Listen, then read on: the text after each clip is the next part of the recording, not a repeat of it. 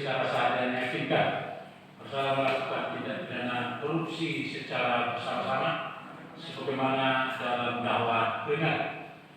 Kedua, menjatuhkan pidana oleh karena itu kepada terdakwa dengan pidana penjara selama 4 tahun serta denda sebesar 200 juta rupiah dengan ketentuan apabila denda tidak dibayar maka diganti dengan pidana kurungan selama 2 bulan.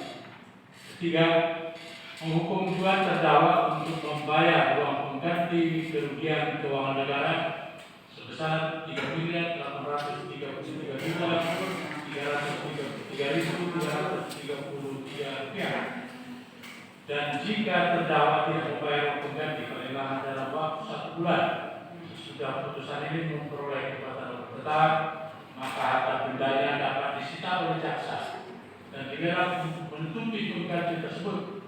Dan jika terdakwa tidak mempunyai harta benda yang mencukupi untuk membayar uang pengganti, maka diganti dengan pidana penjara selama 1 tahun dan 6 bulan. 4. Menetapkan masa penangkapan dan penahanan yang telah dijalani terdakwa dikurangkan seluruhnya dari pidana yang dijatuhkan tersebut. Barang bukti dalam perkara atas nama terdakwa Wibisono Nova setuju membebankan biaya perkara kepada terdakwa sebesar Rp5.000.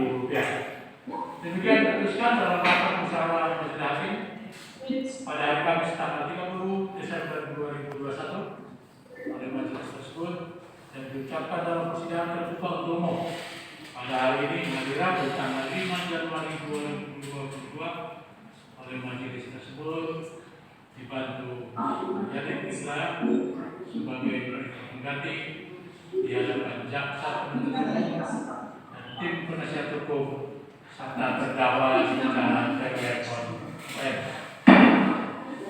Demikian saudara terdakwa Rian Puluh, saudara minta mengerti melakukan tindak pidana korupsi secara bersama-sama. Oleh karena itu saudara dijatuhi pidana 4 tahun dan denda 200 juta, subsidiar 2 bulan kurungan. Selain itu juga saudara dijatuhi biaya mengganti keuangan kerugian negara itu sebesar 3,33 miliar. Apabila uang pengganti tersebut tidak dibayar akan diganti dengan pidana penjara selama 1 tahun dan 6 bulan. Demikian inti dalam putusan ini. Terhadap putusan ini saudara mempunyai hak untuk menolak banding ke pengadilan tinggi atau apabila saudara menerima, saudara akan terima. Saudara belum bisa menentukan sikap hari ini, masa pikir-pikirnya selama 7 hari. Hal yang sama perlu kami sampaikan juga kepada penuntut umum. Demikian saudara terdakwa, sudah paham ya? Baik, apa saudara mau konsultasi dulu untuk nasihat hukumnya? Menolak yang banding. Pak yang dulu, tadi kan sudah mendengar apa yang diputuskan oleh majelis hakim. Untuk itu kami untuk saat ini masih bersikap pikir-pikir. Untuk itu kita masih punya kesempatan 7 hari ke depan melakukan langkah-langkah hukum apa. Itu nanti kita bisa bicarakan antar kita. Demikian Pak, oke. Yang bisa saya sampaikan ke Pak Ali. Bagaimana? Seperti itu? Ya? Saya menolak dan banding. Ya. Baik. Dengan selesainya pembacaan putusan ini, kali ini saya sidang ini.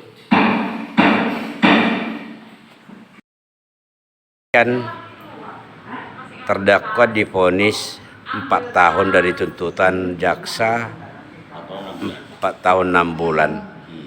Nah, tapi tadi ada yang menarik di mana majelis hakim mengatakan bahwa terdakwa bersama-sama lalu pada tahun 2003 melakukan pemalsuan dokumen koperasi PKI Sekar Tanjung dan neraca keuangan. Yang pertama, yang kedua tidak mensosialisasikan tentang juknis penerimaan dana bergulir. Yang ketiga, tidak membagikan keuntungan atau SAU Koperasi Sekar Tanjung ke koperasi sekunder. Apa tanggapan Anda? Yang pertama, untuk pemalsuan sendiri, bahwa pada tahun 2003 itu yang mengumpulkan bukan terdakwa. Pak Arianggolo tidak ikut mengumpulkan 6 koperasi primer. Karena apa? Karena Pak Arianggolo waktu itu pengurus koperasi primer juga. Jadi dia diundang di situ. Dan pada saat 2003 itu justru ditunjukkan, ini loh sudah ada badan hukum tahun 2001. Nah kalau sudah ditunjukkan berarti kan sudah tahu siapa yang membuat. Enggak, itu fakta persidangan. Fakta persidangan. Artinya tahun 2021 koperasi PKS ini sudah ada. Kalau itu dari pengakuan saksi Kusnan. 2021 koperasi itu sudah ada. Ya, belum. Koperasi itu adanya 2003. 2003. Nah, dengan adanya dokumen 2001, kesaksian Kusnan kan bilang bahwa semua ini yang ngurus adalah Pak Kardani. Itu keterangannya terdakwa Kusnan selaku ketua koperasi. Koperasi PKS. Oke, tahun 2021 sementara terdakwa ini 2001. baru menjabat sekretaris 2003. 2003. Nah, lalu mengapa disebutkan bahwa terdakwa ini bersama-sama dengan Nah, itulah. Kusnan dan bendahara koperasi melakukan pemalsuan dokumen? Itu yang jadi pertanyaan. Kalau memang ada pemalsuan, unsur-unsur pemalsuan, seharusnya dakwaan yang alternatif pasal 9 itu kan tentang pemalsuan. Kenapa dia di situ? Kemudian tentang sosialisasi juknis. Apabila juknis itu tidak disosialisasikan kepada 6 koperasi primer, tentunya tidak mungkin koperasi primer ini, 6 koperasi ini menyalurkan dananya yang dari kementerian ke PKIS. Itu kan sesuai juknis.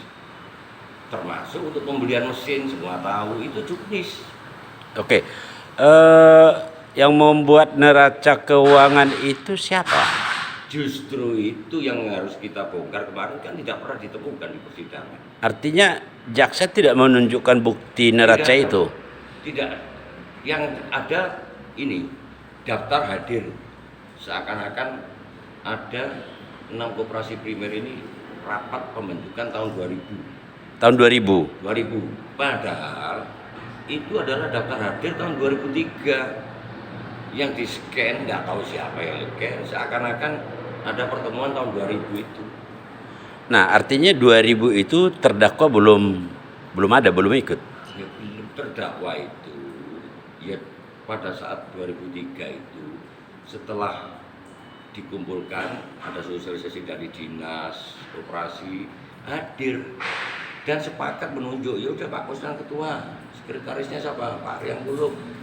Itu di tahun 2003. 2003. Artinya terdakwa ini di 2021 belum bergabung dengan koperasi ya ada 2001 di sini. Ada. Karena Pak Arianggolo sendiri punya koperasi primer. Nah, Yaitu artinya dalam persidangan, dalam fakta persidangan neraca keuangan itu tidak pernah ditunjukkan oleh jaksa. neraca yang dipalsukan itu ada. Cuma siapa yang buat kita kan nggak tahu kan. Nah, Kusnan juga tidak tahu siapa yang buat. Tidak ada pengakuan, cuma pengakuannya bahwa semua data yang saya sendiri yang mengirimkan ke Pak Kardani. Artinya semua data. Semua data berkas-berkas saya yang Oke. mengirimkan itu kan pengakuan di persidangan. Terkait dengan yang disebutkan majelis hakim tadi tidak melakukan atau tidak membagikan keuntungan koperasi atau SHU, apa tanggapan Anda? Kalau soal pembagian, itu semua koperasi primer sepakat bahwa dalam kesaksian pun dari 12 orang saksi dari 6 koperasi primer itu sudah menyatakan bahwa kita tidak membutuhkan pembagian SHU dulu karena ini apa, untuk kepentingan modal BKIS lebih baik ke depan untuk ngurusi pabrik itu. Itu yang saksi-saksi yang menyatakan di dalam persidangan ini. Terkait dengan ini pembelian mesin sebelum KIS 2003 dibentuk, sudah ada transaksi mesin antara Kusnan dengan Wibisono. Nah, jadi pada saat setelah koperasi PKIS ini terbentuk, kemudian dana kementerian dari 6 koperasi yang dapat ini sebagai penyertaan modal di PKIS, barulah yang namanya pengurus PKIS ini itu melakukan transaksi pembelian mesin-mesin dengan Norway Steel, dalam hal ini Pak Wibisono. Ya cuman itu. Oke, selama fakta persidangan, bagaimana keterangan saksi-saksi yang dihadirkan oleh jaksa terhadap posisi terdakwa selaku sekretaris di koperasi? Sebagai sekretaris tidak ada satupun saksi, walaupun dari 30 orang saksi tidak ada satupun saksi yang menyatakan keterlibatan terdakwa Riang Kulub ini terhadap penggunaan apalagi untuk kepentingan pribadi. Dan di dalam tuntutan jaksa sudah menyatakan bahwa terdakwa Riang Kulub Prayudha ini tidak menikmati hasil uang ini, kejahatan. Tetapi hakim memutuskan bahwa dianggap menikmati. Oke, alasan Anda untuk melakukan upaya hukum banding apa yang paling penting? Ya karena pertimbangan-pertimbangan hukumnya ini tidak sesuai dengan fakta. Ini ada cacat logika. Pertimbangan-pertimbangan ini. Seperti itu. Berarti itu nanti yang akan sampaikan di memori banding ya? Akan kita rinci semua. Kalau misalkan putusan PT menguatkan putusan PN, apakah juga akan melakukan upaya hukum kasasi? Kemungkinan itu ada besar sekali. Tapi melihat dulu ya? Lihat dulu. Karena bagaimanapun juga terdakwa ini tidak pernah melakukan hal-hal spesial pun untuk kepentingan pribadi. Seperti cashback yang dinyatakan Pak Kusnan kan terbukti menerima dari pembelian mesin menerima 2M. Sudah terbukti. Dianggap oleh hakim ini bahwa yang 11 itu masuk ke PKIS.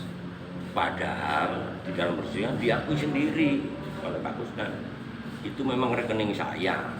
Pak Riang Kulub kan juga menyatakan bahwa PKIS tidak punya rekening itu yang menerima dana dari Nurwindo itu.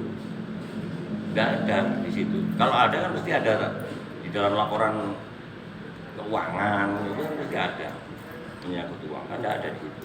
Oke Bang, terima kasih. Sampai ketemu kembali. Oke, sampai ketemu di banding ya.